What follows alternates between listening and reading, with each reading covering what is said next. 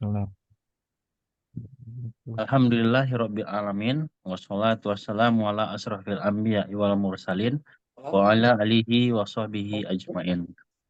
Pertama-tama marilah kita panjatkan puji dan syukur atas kehadirat Allah Subhanahu wa taala karena atas rahmat dan karunia-Nya kita dapat hadir dan berkumpul bersama dalam acara kuliah subuh yang dilaksanakan pada pagi hari ini. Salawat dan salam kita panjatkan buat arwah junjungan kita yakni Nabi besar Muhammad Shallallahu alaihi wasallam. Sebelumnya saya ingin mengucapkan terima kasih kepada Dr. Yuhaniko Liroka, spesialis bedah anak yang telah bersedia hadir dan sebagai pembicara pada kuliah subuh kita pagi hari ini, dan juga kepada para CUC, Chief, dan para senior-senior yang lain, para residen bedah yang telah hadir pada acara kuliah subuh pagi hari ini. Langsung saja untuk tidak berpanjang mukadimah, kita persilahkan kepada pembicara untuk menyampaikan materi kuliah subuh pada pagi hari ini.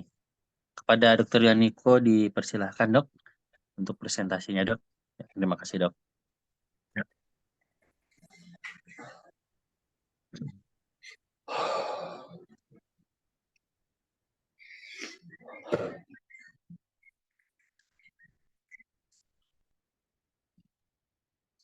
Assalamualaikum warahmatullahi wabarakatuh.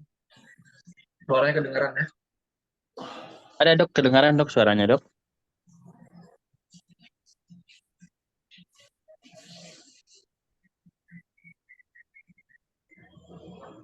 Oke, baiklah kita mulai langsung untuk tema atau materi kita pada hari ini Sabtu, itu tentang stoma NPDP.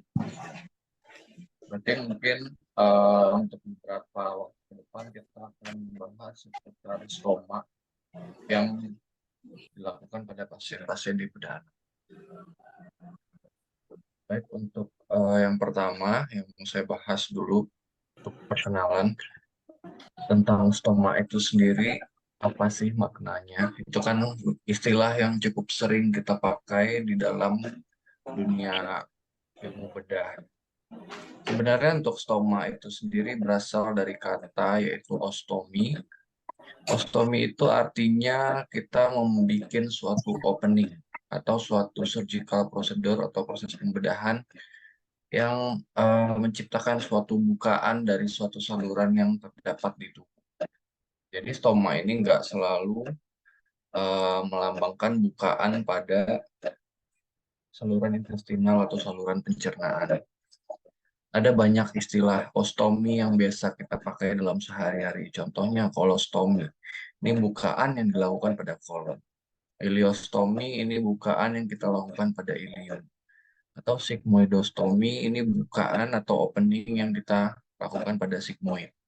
Ada juga istilah saikostomi, bahkan sampai apendikostomi. Semua ini juga memiliki fungsi yang berbeda-beda dan dalam kondisi tertentu juga dapat digunakan. Selain dari saluran pencernaan, istilah ostomi atau stoma juga bisa dilakukan pada saluran-saluran seperti traktus urinarius yang pernah kita kenal dengan vesikostomi atau sistostomi, atau ada ureterostomi. Ini bukaan pada ureter, atau yang sistostomi tadi itu bukaan pada buli-buli atau vesika urinaria. Selanjutnya ada esofagostomi, itu bukaan yang dibikin pada esofagus. Untuk saluran nafas pun ada ostominya, itu namanya tracheostomi. Bahkan bukaan yang langsung kita bikin pada ginjal yaitu nefrostomi. Jadi bisa dipahami untuk ostomi atau stoma itu sebenarnya tidak terbatas hanya untuk saluran pencernaan. Tapi pada materi kita ke depan, kita akan lebih fokuskan stoma atau ostomi yang dilakukan pada GI tract atau saluran pencernaan. Prinsip dasarnya itu sendiri, ostomi pada saluran pencernaan itu fungsinya adalah diversi atau divert the fecal stream dari saluran pembuangan buang air besar. Sifatnya itu bisa sementara atau bahkan permanen. Nah, khususnya pada kasus-kasus bedah anak, ostomi pada intestinal tract atau stoma pada saluran cerna ini kita gunakan pada kasus-kasus seperti malformasi anorektal, kemudian kasus Hirschsprung disease, kemudian cedera pada saluran cerna, contohnya pada pasien trauma yang menyebabkan injuri pada bowelnya. Kemudian kasus-kasus inflamatori yang cukup berat seperti Crohn atau colitis ulceratif atau penyakit-penyakit infeksi yang terjadi pada kolon bagian distal, rektum sampai anus, seperti abses perianal, fistula rektoputan. Itu pada keadaan-keadaan tertentu untuk menjaga hygiene pada bagian bawah itu dibutuhkan diversi dari fecal stream di bagian proksimalnya. Selanjutnya untuk prosedur yang sifatnya sekunder itu biasanya dilakukan stoma dengan tujuan untuk memproteksi dari anastomosis. Seperti kita melakukan PSARP, anastomosis anukutan. Itu stomanya tetap kita pertahankan. Kenapa? Untuk mencegah kontaminan pada sambungan atau pada jahitan kita di bagian distal. Pada kasus-kasus tertentu juga ada multiple anastomosis, misalnya kita menyambung pada kolon senden, ada sambungan di kolon transversum, ada sambungan pada kolon descendent. Optimalnya kita proteksi dengan ileostomi. Jadi 3 sambungan kita di bawah itu tidak terbebani dengan atau tidak terkontaminasi dengan fecal stream tadi. Oke, selanjutnya untuk lokasi, pemilihan lokasi dalam pembuatan stoma. Di sini variasinya sebenarnya banyak dan sangat tergantung dengan kasus yang kita temui. Kita bahas dari kasus yang cukup sering dijumpai pada kasus bedah anak, yaitu imperforate anus, atresia atau malformasi anorektal. Ini yang dipilih itu adalah sigmoid pada bagian proksimal. Seperti yang bisa kita lihat pada gambar, fungsi dari diversi fecal stream pada kasus malformasi anorektal ini adalah mengatasi kasus obstruksi letak rendah. Kenapa? Karena bagian rektum yang paling distalnya buntu. Karena pasiennya tidak memiliki anus. Kalau begitu, kenapa nggak sigmoid di bagian distal yang kita stoma? Kenapa harus di bagian proksimal? Karena seperti pada gambar ini, sebagian kolon, sigmoid, dan rektum mungkin masih kita butuhkan pada kasus PSARP. Kalau begitu, kenapa nggak transversum yang kita pakai? Atau kenapa nggak kolon ascendent atau ilium? Fungsi kita mendiversi pada stoma, usahakan bagian terdistal, tapi tidak mengganggu sistem. Contohnya ini yang bagian yang paling distal, tapi tidak mengganggu tata laksana kita selanjutnya adalah sigmoid pada bagian proksimal. Kemudian ada juga yang pada Hirschsprung. Hirschsprung ini juga sangat variatif dalam penentuan letak stoma. Tentu kita tetap harus berpikir mengambil bagian yang paling distal. Tapi bagian yang paling distal yang bagaimana? Bagian paling distal yang sudah ditemukan ganglion. Kalau misalnya aganglionik sampai transversum dan kita stoma di bagian descendant, itu kita tidak menyembuhkan obstruksinya karena pada bagian descendant itu sendiri belum ada ganglion. Atau misalnya pada total kolonik aganglionosis, misalnya keseluruhan kolonnya tidak ada ganglion. Namun kita tetap, prinsip stoma kan bagian distal, jadi kita tetap stoma di sigmoid. Percuma, karena dia tidak akan melewati kolon ascendant, apalagi transversum, bahkan sampai ke sigmoid. Jadi lokasinya ambil yang paling aman, bagian yang yakin kita bebas obstruksi, bebas perforasi, atau menghindari risiko bekas jahitan atau sambungan atau anastomosis, tapi usahakan pilih yang terdistal dari poin-poin tadi. Selanjutnya, kasus-kasus lain yang biasa digunakan stoma juga, yaitu pada kasus jejunal-ileal atresia atau atresia ilium atau atresia jejunum. Walaupun idealnya pada kasus ini kita adalah langsung dilakukan anastomosis.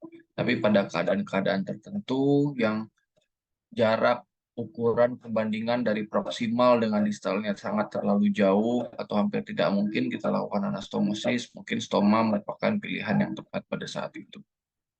Contoh kedua, intussusepsi dengan nekrotik bowel seperti kasus ini.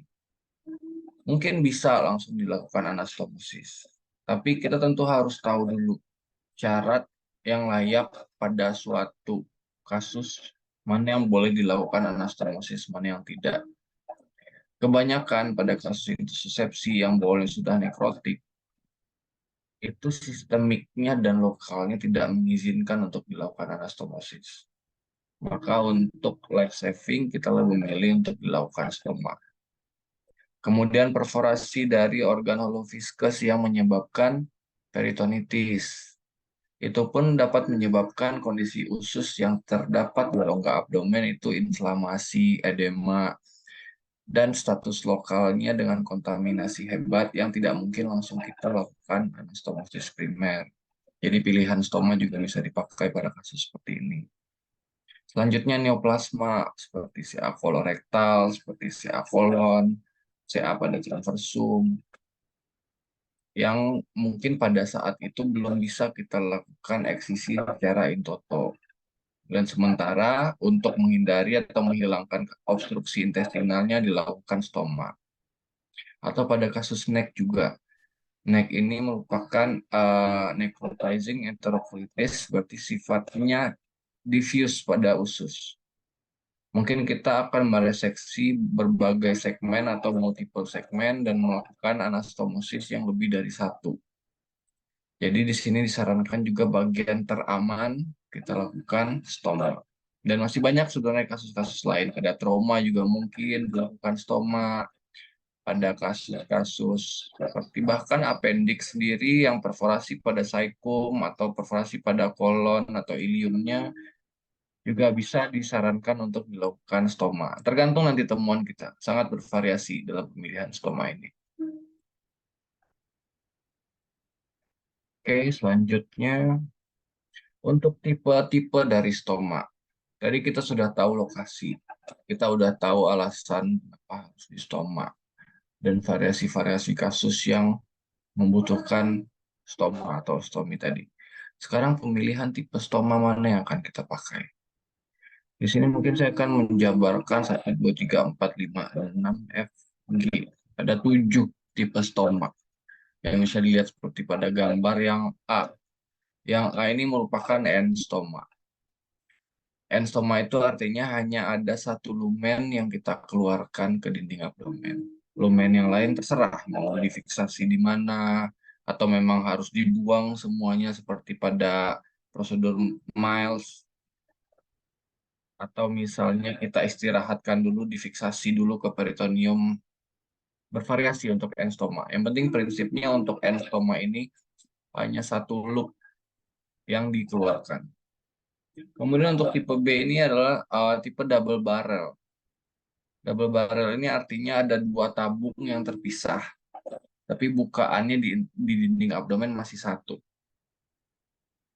Bisa dipakai pada kasus seperti intussusepsi yang sudah nekrotik, dilakukan reseksi. Sekarang ada 2 tabung, tapi nggak mungkin kita sambung.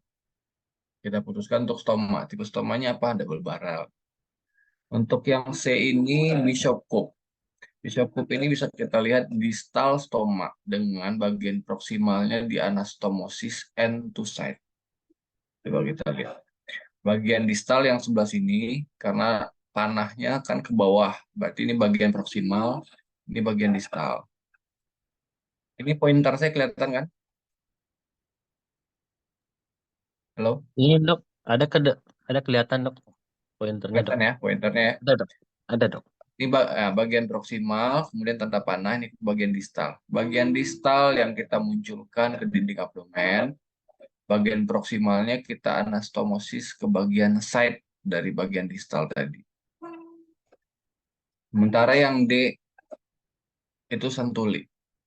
Kebalikannya, bagian proksimal yang kita keluarkan, sementara bagian distal yang kita anastomosis secara end to side.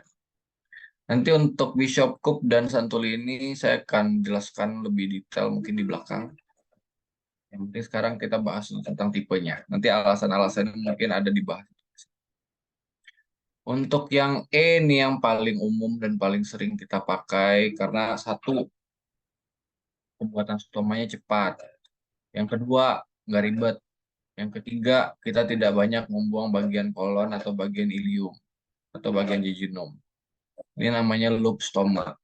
Loop stoma itu kita mengeluarkan satu loop dengan jahitan spur, boleh 2, boleh 3, kemudian difiksasi di dinding abdomen, kemudian kita bikin buka. Kemudian yang F ini mirip dengan N stoma, tapi bagian distalnya ditutup. Ini yang kita kenal dengan Hartmann closure atau variasi dari N loop. Yang ketujuh itu ada divided stoma. Sebenarnya divided stoma ini merupakan stoma yang pilihan terapi atau terapi of choice pada malformasi anorektal.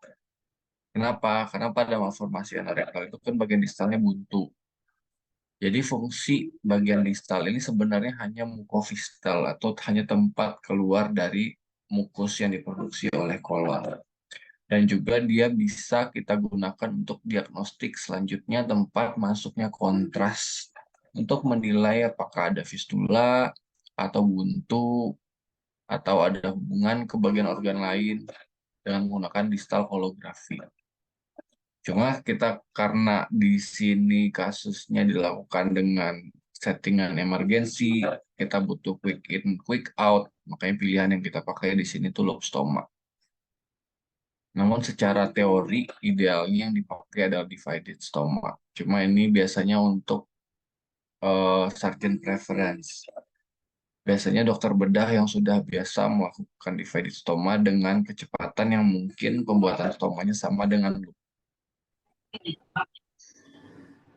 Kemudian untuk tindakan pembuatan stoma itu sendiri,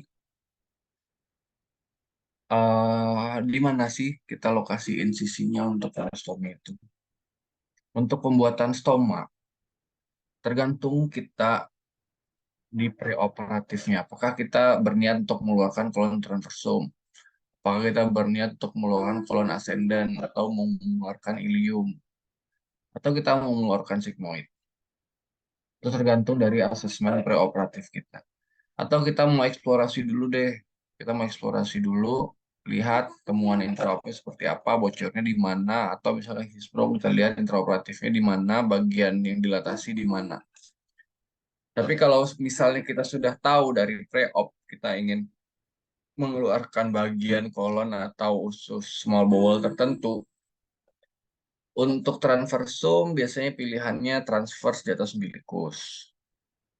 Untuk sigmoid pilihannya biasanya ditarik garis lurus dari umbilikus ke sias kiri, kemudian ambil bagian tengahnya. Atau bisa juga kita bikin segitiga di antara pubik simplicis, umbilikus dengan sias kiri. Nah, areanya bebas selama di dalam segitiga ini. Kemudian posisi buka masuk ke intraabdomen, identifikasi. Ini kita ceritanya sedang melakukan kolostomi, berarti yang akan kita keluarkan kolon. Kolon ostomi, berarti akan membuat bukaan pada kolon. Seperti pada gambar yang pertama yang di atas, kalau kita memang berniat membuat double barrel, pendarahan dari marginal arterinya harus dipisahkan dulu. Kalau langsung dipotong, bleedingnya deras kalau untuk marginal artery karena merupakan dia cabang langsung dari salah satu arteri utama kolon seperti kolika sinistra, kolika media, atau kolika dextra. Karena semuanya dihubungkan oleh marginal artery.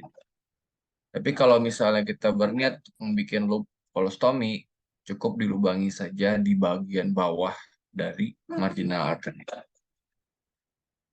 Mungkin untuk beberapa rekan residen yang masih bingung apa itu marginal artery, gimana pendarahan dari kolon itu sendiri, kita mungkin bisa lihat dari sini petanya. Bagian tengah yang merah ini tuh aorta.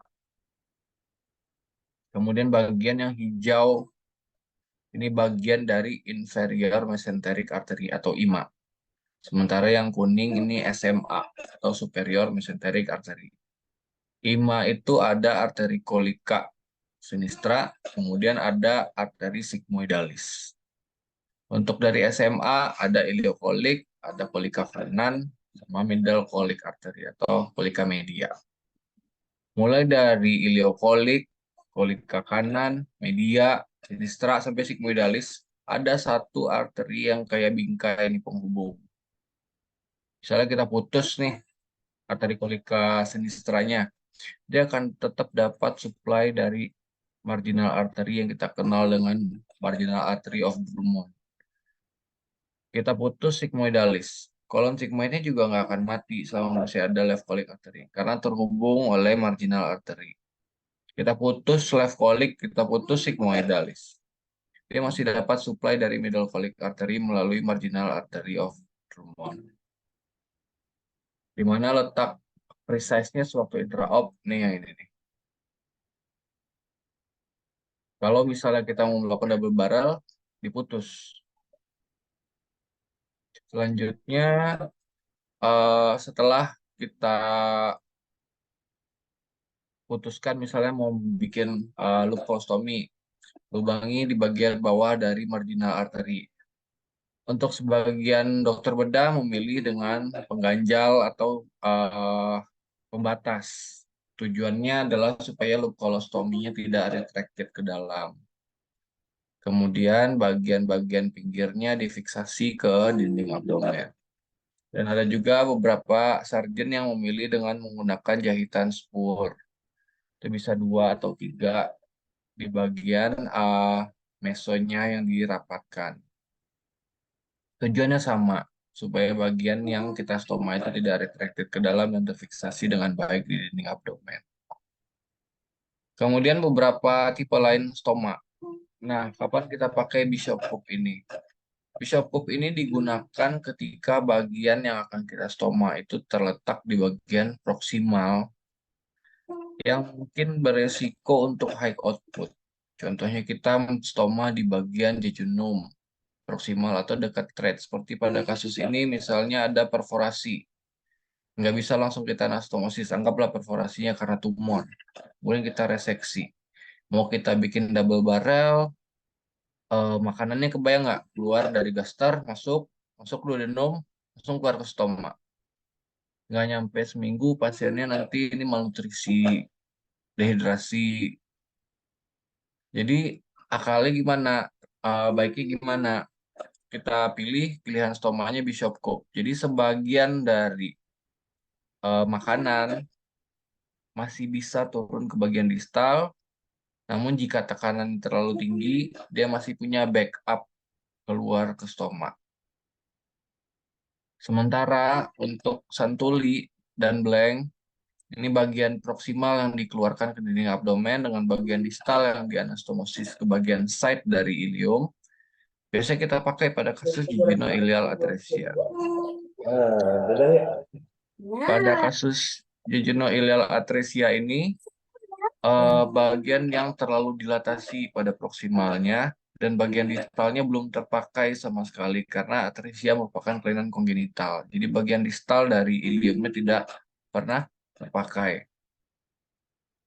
Jadi idealnya atau amannya bagian proksimal kita keluarkan, sementara bagian distal tetap kita sambungkan ke bagian side dari yang proksimal. Dengan harapan sebagian keluar, sebagian turun ke bawah. Gunanya ada yang turun ke bawah supaya kolon yang disuse dan tidak terpakai ini mulai kembang dan ukurannya mulai membesar, diameternya mulai melebar, sementara kolon yang proksimal yang dilatasi karena obstruksi mengecil karena sudah terdiversi atau tidak ada stoma, sudah terdiversi oleh stoma. Jadi harapannya setelah ini bisa dilakukan penutupan santuli yang akhirnya seperti terjadi anastomosis end-to-end.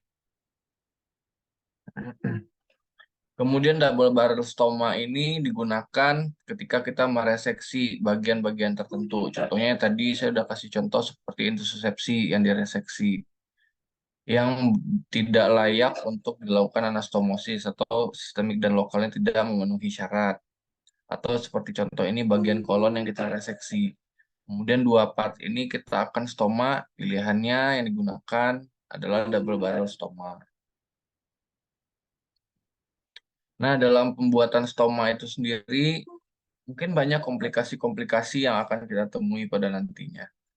Yang pertama yang paling sering pada anak-anak yaitu peristomal skin excoriation atau ekskoriasi di sekitar stoma. Ini biasanya ditemukan ketika kita melakukan stoma pada ileum atau jejunum dengan konten dari fekalnya masih sifatnya lebih banyak fluid atau encer. Dan dia sangat-sangat iritatif kepada kulit-kulit sekitar stoma.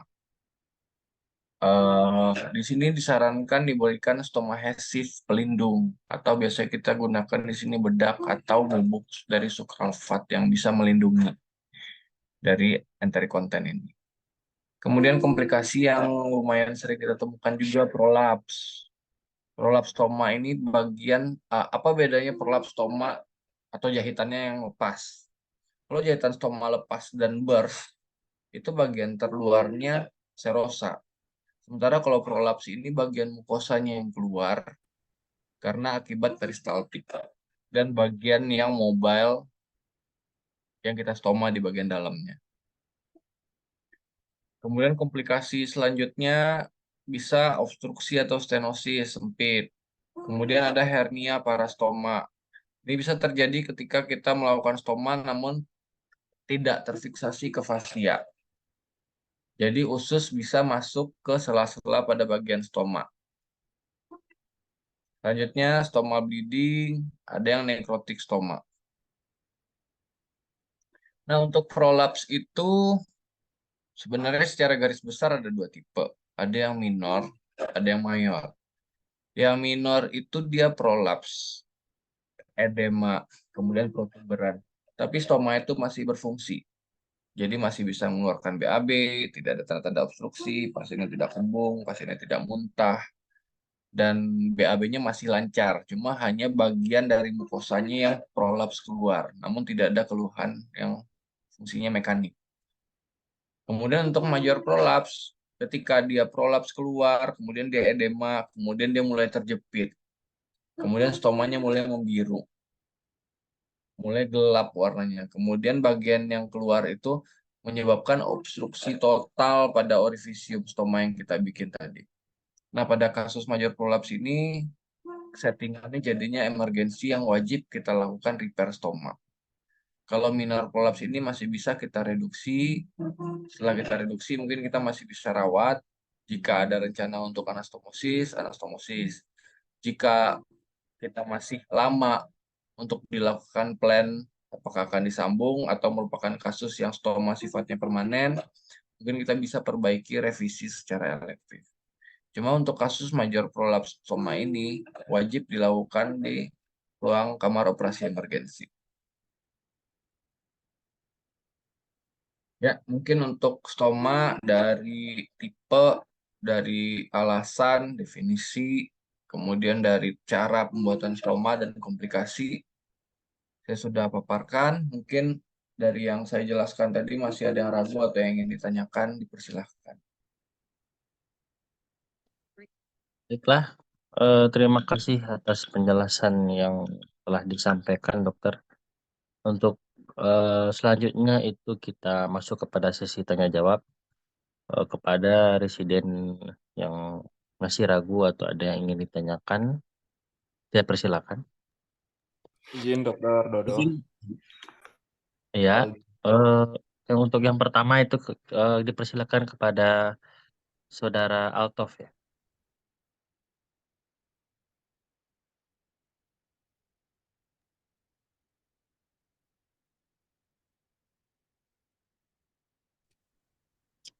Izin dok, Ya, dipersilakan. izin dok. Dalam penggunaan stoma sendiri, sering kita lihat ada beberapa orang yang menganggap kalau stoma pada anak-anak itu kadang tidak perlu kita lakukan maturasi, kadang ada yang berkeyakinan bahwa anak-anak tidak perlu maturasi, ada yang perlu dimaturasi juga dok. Ingin nanya dok, kalau untuk stoma pada anak sendiri, apakah memang tidak perlu kita lakukan maturasi atau melihat kondisi tertentu dok? Terima kasih dok. Ya, terima kasih pertanyaannya. Sebenarnya pada kasus anak itu mau dimaturasi atau tidak dimaturasi, itu tidak ada pengaruh yang signifikan. Karena kita mematurasi stoma itu yang pertama kita melindungi base stomanya dari kontaminan. Kemudian mempermudah perawatan stoma. Kemudian manfaat dari maturasi itu sendiri, bagian tempat jahitan, tempat fiksasi stoma kita terlindungi. Namun pada kasus anak-anak, yang pertama dia tidak merawat sendiri stomanya, itu yang pertama. Jadi untuk pembersihan sebenarnya mau dimaturasi dan tidak dimaturasi tidak masalah. Yang kedua, maturasi itu sebenarnya tidak mempengaruhi fungsi. Selama stomanya masih bisa mengeluarkan BAB, mau dimaturasi mau tidak masalah. Yang ketiga, untuk kontennya sendiri pada anak-anak, itu frekuensi BAB-nya, kemudian dari bentuk kotorannya, dari konsumsi nutrisinya yang masih ASI atau makanan MPASI, itu juga sangat-sangat hampir tidak ada resiko untuk terjadinya dehiscence pada sekitar stoma. Mungkin justru yang berbahaya pada anak itu ketika kita melakukan ileostomi atau jejunostomi. Itu perianal rash. Dan itu tidak pengaruh peristomal rash atau ekskoriasi tadi. Itu mau kita maturasi dan tidak maturasi juga akan sama saja gitu. Jadi sebenarnya pada kasus anak-anak ini nggak ada perbedaan signifikan dilakukannya maturasi dan tidak dimaturasi gitu. Hanya menambah-nambah jahitan saja kalau dari keilmuannya.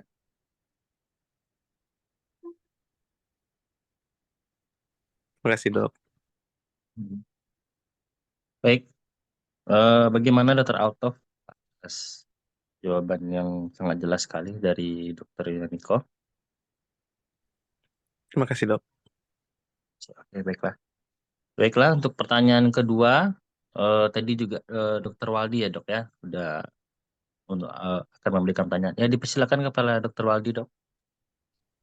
Ya, terima kasih Dokter Niko. Kami ingin menanyakan mengenai prolaps stoma. Untuk pencegahan daripada prolaps stoma, apakah ada perhatian khusus untuk teknik operasi kita atau ada trik-trik khusus supaya di kemudian hari tidak terjadi prolaps stoma?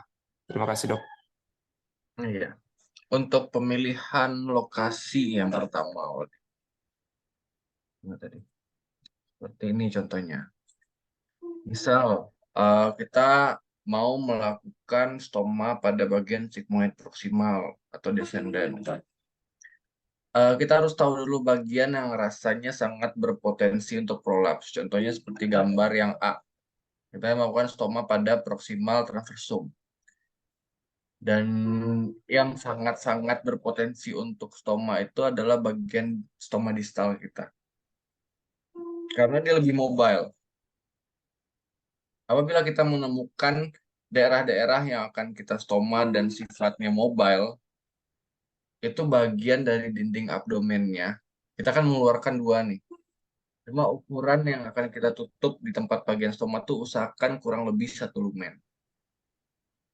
Karena kalau misalnya kita bikin 2 lumen, yang bagian lumen yang berpotensi untuk prolaps ini bisa dengan mudah keluar ketika ada konter peristaltik. Yang pertama. Yang kedua bisa dengan jahitan engkor atau anchoring. Kita ambil secara full thickness di bagian base-nya, kemudian kita fiksasi ke fasia. Tapi itu juga kayak pisau bermata dua gitu.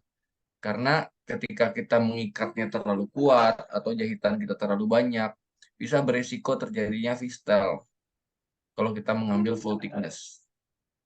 Jadi sebenarnya kalau memang akan mengambil full thickness pada jahitan stoma, usahakan jahitannya itu firm tapi nggak sekuat tenaga gitu ya, akhirnya menyebabkan jaringan tempat yang kita jahit itu mati. Karena itu sangat-sangat berisiko terjadinya fistula. Contohnya seperti apa fistula pada kolostom itu? Misalnya ujung kolostomnya di atas, bukaannya di luar. Tapi di bagian base tuh kadang keluar kotoran. Dan itu menyulitkan stomakernya nanti. Justru juga bisa menyebabkan luka operasi di sekitar stomanya ke dehiscence. Jadi tips yang pertama, supaya tidak prolaps, lubang bukaan stomanya dikecilkan, dipas-paskan untuk 1 lumen, walaupun yang kita keluarkan 2 lumen. Yang kedua, bisa dengan memakai jahitan engkor. Engkor tuh kayak jangkar. Jadi kita ambil full thickness, kita fiksasi ke fascia di bagian yang rasa-rasa itu, menurut lokasi berpotensi untuk prolaps. Untuk lokasi yang berpotensi ini mungkin bisa diambil gambarannya dari 3 contoh yang saya tempel di slide ini, Wali.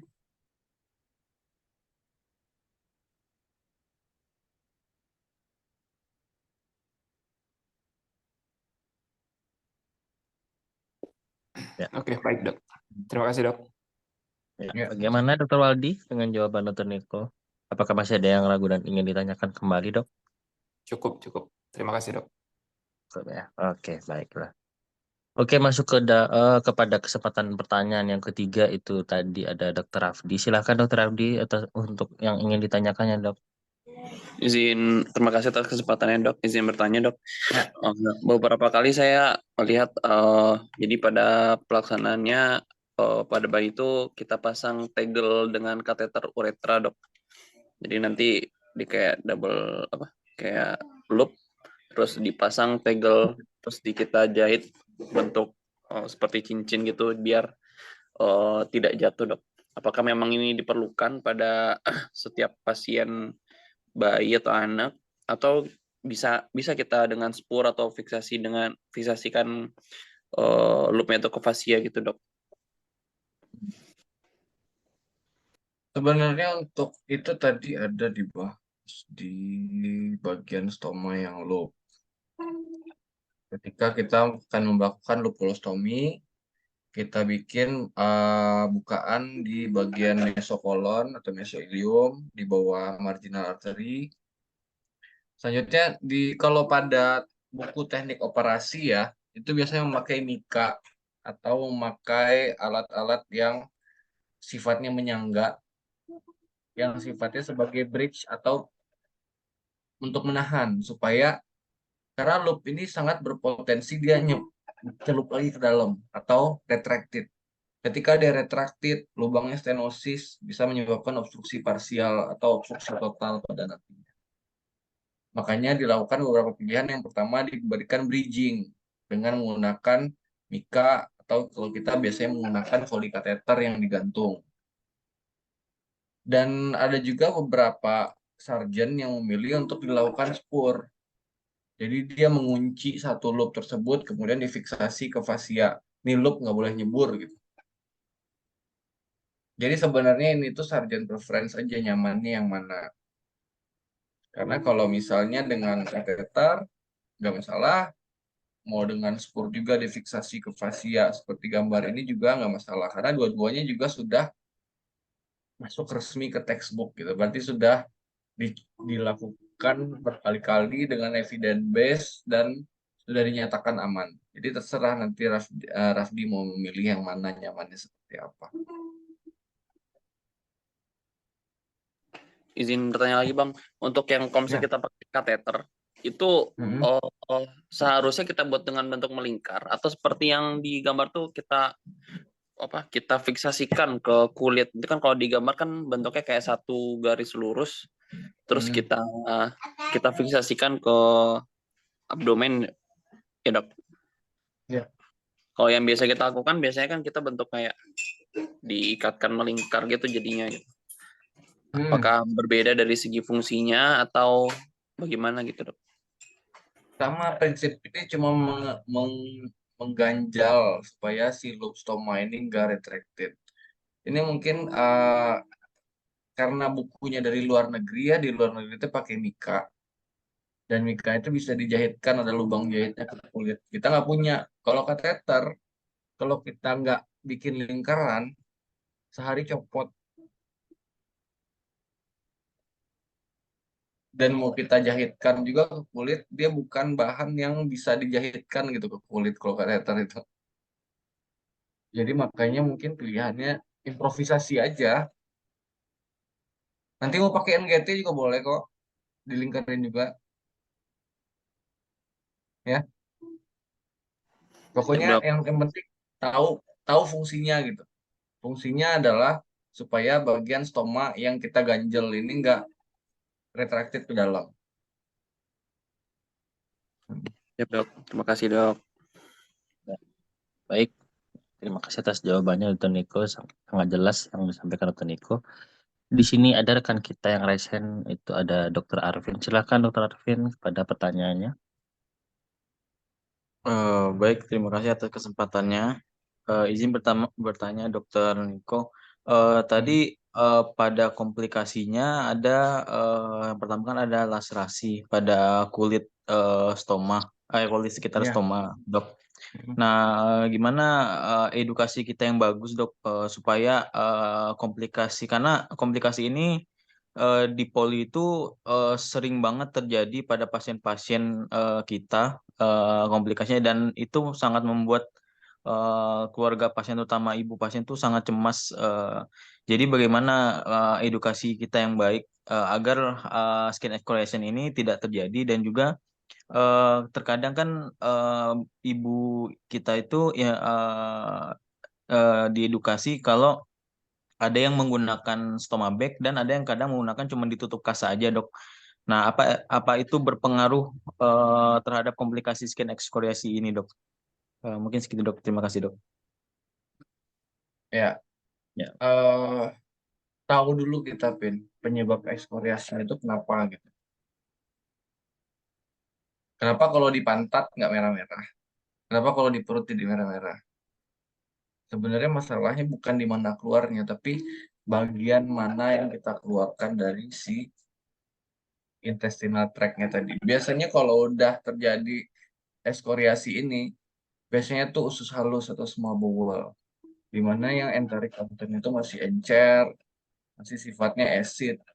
Karena itu baru, apalagi jejunum, itu baru pankreas baru bercampur gastric juice, udah keluar ke stoma. Dan itu sifatnya sangat erosif. Makanya untuk beberapa kasus yang enteric content-nya masih encer keluar, kita menyarankan pakai handuk karena dia menyerap. Pakai handuk atau pakai pack atau pakai kasa. Karena kalau stoma bag akan sering bocor ke samping. Karena stoma bag itu sebenarnya idealnya untuk fekal material yang udah padat. Terus yang pertama. Yang kedua, kalau memang juga masih suka rembes, masih bocor, dan masih terpapar, yang paling idealnya itu pakai stoma adhesive, pasta proteksi. Cuma kita kan di sini kadang ada, kadang enggak. Mengakalinya gimana untuk melindungi kulitnya? Ini yang enteric content-nya keluar terus nih, yang asemnya keluar terus. Biasanya kita pakai sukralfat tabur sih di sini. Ditabur sukralfat untuk melindungi. Jadi sebenarnya edukasinya ya, yang pertama orang tuanya harus tahu itu harus tetap kering.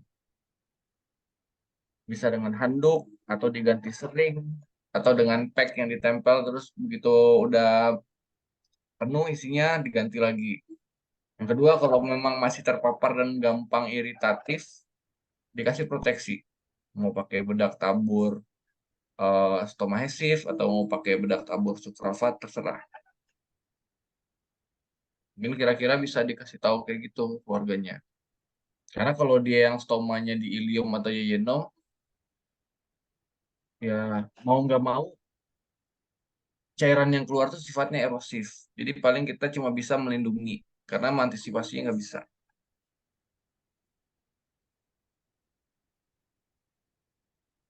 Ya, mungkin itu penjelasan dari Dr. Niko. Gimana Dr. Arvin? Apakah sudah jelas atau ada yang masih ragu untuk ditanyakan? Baik, Dok. Cukup, Dok. Terima kasih, Dok. Ya, baik. Ya. Baiklah, untuk selanjutnya ini juga ada raise hand dari audiens kita, itu Dr. Hairul Akmal. Ya, silakan Dr. Hairul Akmal untuk tanyanya, Dok. Terima kasih Dokter Ridho. Ya. Kepada Dokter Niko, saya mau bertanya, Dok. Ya. Beberapa kali ada kasus setelah dilakukan pembuatan stoma, stomanya nekrosis, Dok. Pertanyaan saya, apa tips dan triks untuk membuat stoma ini agar stoma itu terhindar dari nekrosis ini? Yang pertama itu, Dok. Yang kedua, ketika terjadi nekrosis, berapa hari kita tunggu stoma ini? Terkadang kan kita ada menunggu, kita tunggu dulu apakah dia ini viable nantinya apa tidak. Nah, berapa hari atau kita tunggu stoma yang nekrosis ini untuk kita lakukan repair kembali, gitu, Dok. Yang terakhir pertanyaannya, stoma itu kan ada yang kita buat tuh bagian proksimal usus dan distal usus. Apakah membuatnya ini ada khususnya kita membuat stomanya itu bagian proksimal harus di lateral nanti, sementara yang distalnya di bagian medial atau atas bawah atau di proksimal, tetap pembuatannya proksimal distal. Bagaimana, Dokter? Terima kasih, Dokter Niko. Dokter Niko, untuk jawabannya. Langsung silakan dijawab, Dokter. Yang Ada 3 pertanyaan. pertama, untuk pembuatan stoma, bagaimana caranya supaya stomanya nggak mati? Dibalik dulu pertanyaannya, kenapa stomanya mati? Berarti perfusi atau aliran darah ke bagian stoma tidak ada. Kenapa bagian aliran darah ke stoma tidak ada? Etiologinya bisa karena pembuluh darahnya yang putus. Atau yang kedua, pembuluh darahnya ada, tapi terjepit. Contohnya ngespur. Begitu ngespur, bagian rumonnya kejahit. Segmennya udah pasti mati. Atau misalnya kalian lagi memposisikan stoma, harus bagian proksimal nih di lateral, bagian distal harus di bagian medial. Soalnya stoma yang dikeluarkan twisting, terpuntir 2 kali. Karena nggak kelihatan yang di bawah abdomen. Stoma twisting, hipoperfusi, di. Yang ketiga, jadi rumon terjahit udah. Yang ketiga, bagian stomanya bisa saja prolaps, kemudian prolaps, lumennya kejepit. Kalau lumennya terjepit, aliran darahnya juga tersumbat, aliran darahnya terhambat, jadi hipoksia, akhirnya nekrosis juga. Contohnya seperti pada kasus major prolaps tadi. Misalnya dia prolaps seperti ini, lubang stomanya cuma ukurannya 2 jari, yang prolap udah edema sampai ukurannya 1 tinju. Ini udah pasti vaskularisasinya terganggu. Cuma nunggu waktu aja ini akan hitam nih lama-lama. Jadi yang pertama, gimana caranya supaya stomanya nggak mati? Lebih aware aja mana yang pembuluh darah, mana yang boleh diikat, mana yang nggak boleh diikat. Terus jangan lupa dipastikan. Lihat meso di mana, bagian ante di mana. Perhatikan proksimal, perhatikan ke bagian distal. Tarik keluar dulu sampai batas yang kalian tuh yakin nggak twisting. Baru masukin lagi mana yang akan di. Selalu cross check. Apalagi ilium. Nggak nutup defek. Ngebawa terlalu jauh, akhirnya terpuntir atau tension. Nggak nutup defek bisa internal hernia, kejepit, mati. Terlalu tension, hipoperfusi, mati juga. Nggak afu mengeluarkan stoma, ternyata di bawahnya muntir, mati juga. Ketika ngejahit spur atau memfiksasi ke dinding abdomen, vaskularisasinya kejahit, nekrosis juga. Hal-hal itu aja sih yang perlu diperhatikan sebenarnya. Terus untuk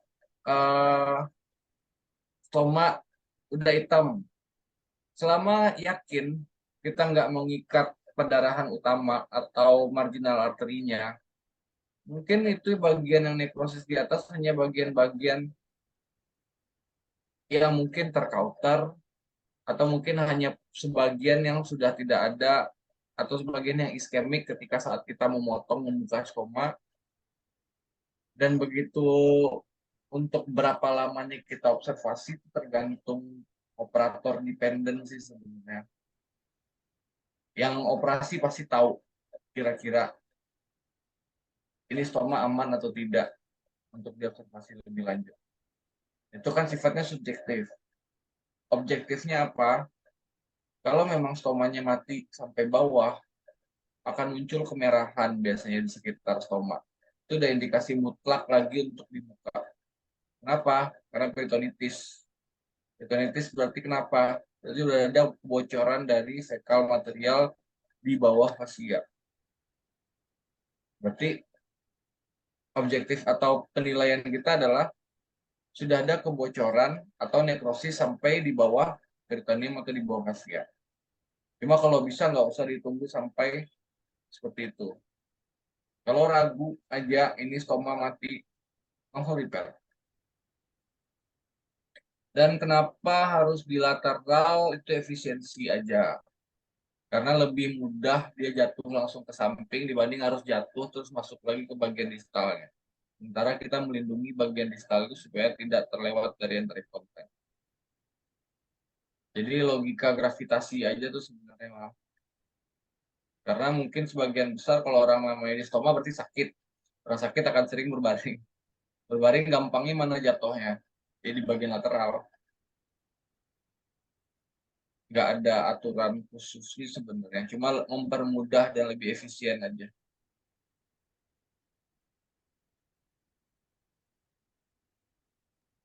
Ya, mungkin begitu jawabannya, Dokter Heru. Apakah masih ada yang ingin ditanyakan atau masih ragu? Sudah Dokter Dodo. Terima kasih Dokter Dodo. Terima kasih Dokter Niko. Ya. Baik. Ya. Karena waktu sudah menjatuhkan pukul 6.53, mungkin untuk sesi tanya jawabnya itu kita akhiri dulu. Untuk selanjutnya, ya tadi sempat Dokter Daan juga hadir ya Dok, kemudian juga ada Dokter Raflis sudah di grup ya. Mungkin saya tutup saja acara kuliah subuh kita pagi hari ini. Alhamdulillah acaranya lancar dan cukup banyak juga pertanyaan yang telah diajukan pada pagi hari ini, dan juga jelas sekali ya Dok ya, jawaban yang diberikan oleh Dokter Niko, yang mudah-mudahan apa yang kita lakukan pada pagi hari ini dapat bermanfaat kepada kita dan juga bekal ilmu untuk menjalani eh,